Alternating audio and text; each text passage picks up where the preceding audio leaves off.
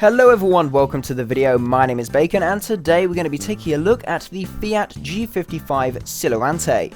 Now this was the original top dog Italian premium aircraft back during the days of the tech tree's release, and since then it has actually continued to be a brilliant fighter aircraft. Firstly, the premium status of this vehicle does of course mean that you will be earning much more research points and Silver Lions than the tech tree counterparts to the aircraft, and of course the Silver Lion gain being increased really does help with earning back the 9,000 Silver Lion repair cost every game. Now the Silurante is unique among the G-55 family of aircraft due to its torpedo carrying capability. Effectively what they did was remove the large radiator on the fuselage underside and replaced it with two smaller ones out on the wings. This allowed that fuselage space on the underside to be taken up by payloads such as the torpedo. Now this will of course be very useful in the future when the Italian Navy is eventually added, but also in air games against bot naval targets such as destroyers. You can take one of them out and get some more points. Now you do also have bombs, either two 50kg bombs or two 100kg bombs. Not a huge amount of capability with those, but they do give you some limited cast capability in ground battles. Certainly though, don't be fooled by all the talk of secondary payloads. This is a pure fighter aircraft. A triple MG-151 loadout with 200 rounds per gun in the wing-mounted guns and 250 rounds in the nose-mounted guns definitely demonstrates how this has fairly deadly firepower. Now the airframe itself has a VNE, or velocity never exceed, of 522 miles per hour, so a decent capability to dive at high speeds, although aircraft such as variants of the P-47 and P-51 Mustang may outspeed you in a dive quite significantly. Now the engine is a Daimler-Benz DB605 engine. We've seen this on many other aircraft such as variants of the BF109, and this will get you a best level speed of 394 miles an hour. Not too bad at a BR of 4.7, although in an up tier you will likely face things that will outspeed you. Now the aircraft's maneuverability is also pretty damn decent. If the right pilot is at the controls, it can certainly turn fight with Spitfires if needed, although with more maneuverable aircraft such as Spitfires, I would actually advise using boom and zoom tactics.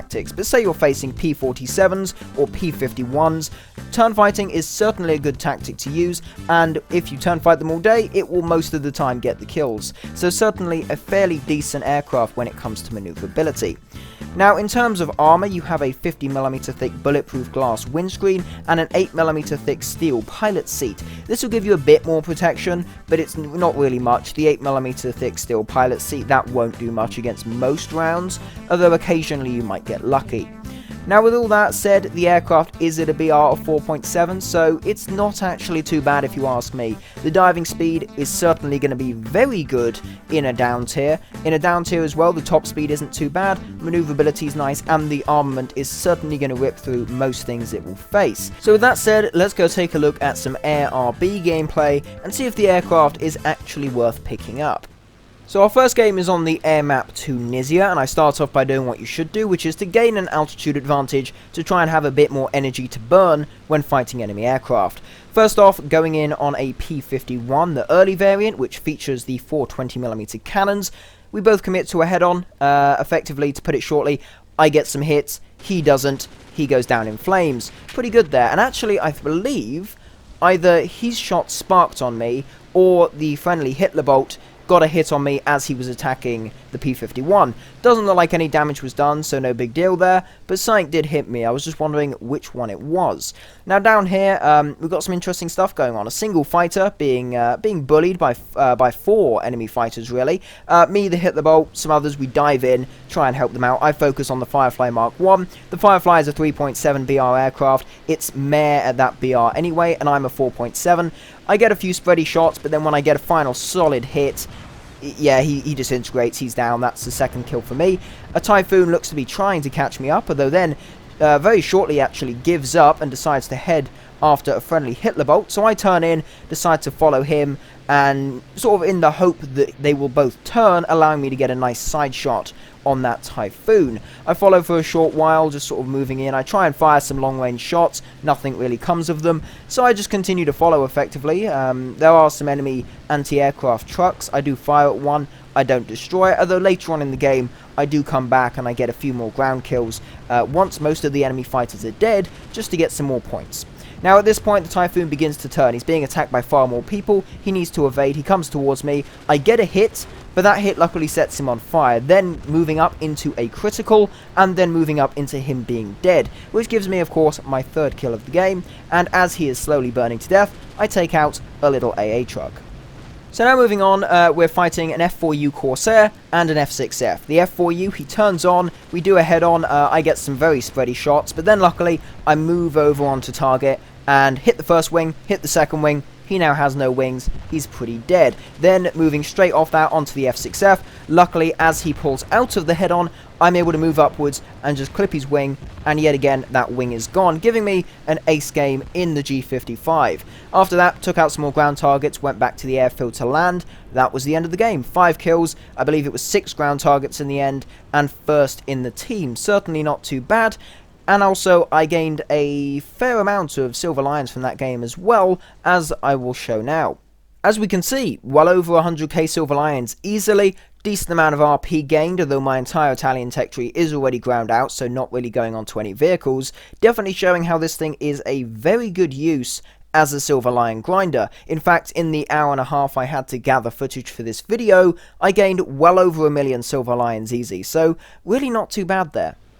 Next game, I start off with a tad of bomber hunting, 2 B-25 Mitchells. The first one coming from just from one side, from the front effectively, going in. He doesn't even try shooting at me. I just completely shred him with my 320 mils, and that's him dead. The next one, I do a head-on. The Mitchell was a lot of 50 cals in the nose, so you need to be very careful. I fire the shots, I pull out the head-on, and luckily my shots pilot snipe him, and that is my second kill. The Central 20 mil, very useful for head-ons. Just the accuracy of that gun is perfect.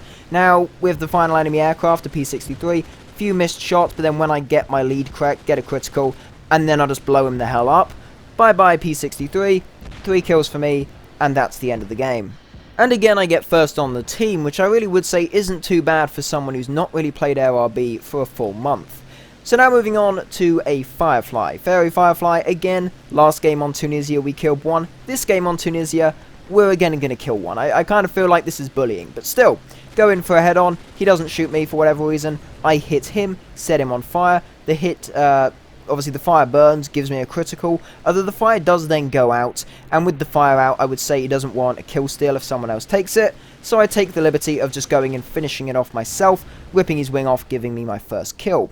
Next up, we have a B-25, again, a Mitchell. This time, again, doesn't head on me, doesn't use those frontal 50 cals. Instead, he decides to attempt to use his sort of main rear gunners. Nothing happens, he doesn't hit me, but I hit him. I get pretty close, almost fly into him actually, but I do take him out.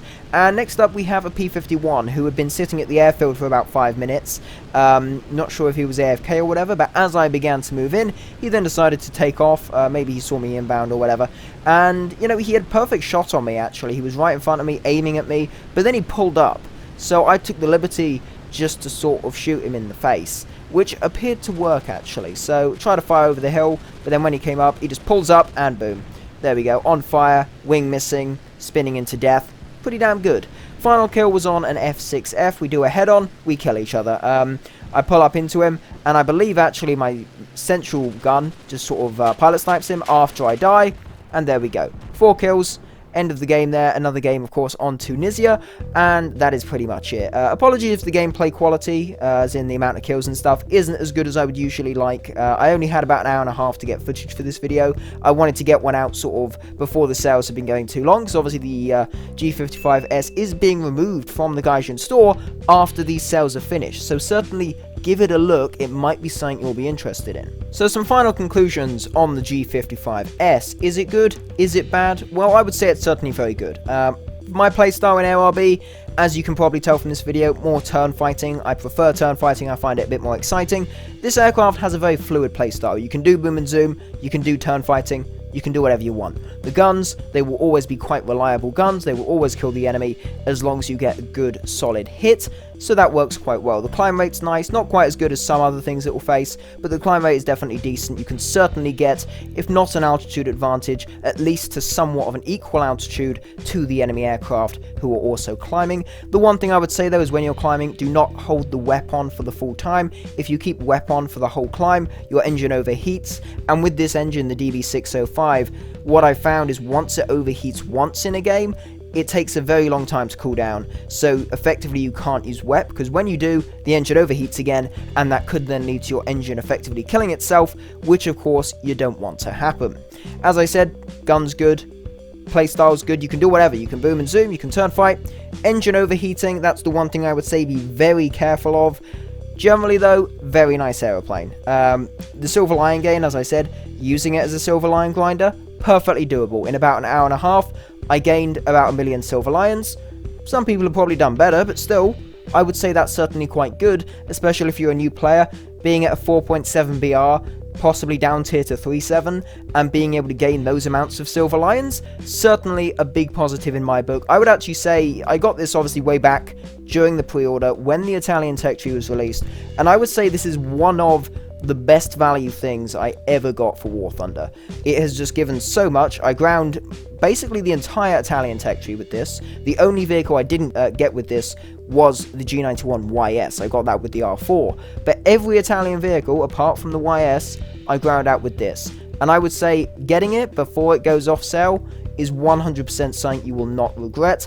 Although, if you already have the G91R4, I wouldn't say there is a huge need for you to get it, other than for collection purposes. Anyway though, I think that more or less sums it up. Thank you very much for watching the video. If you did enjoy, please consider leaving a like, maybe even subscribe to the channel. If you do, that would be massively appreciated. Thanks again for watching, and I will see you in the next one.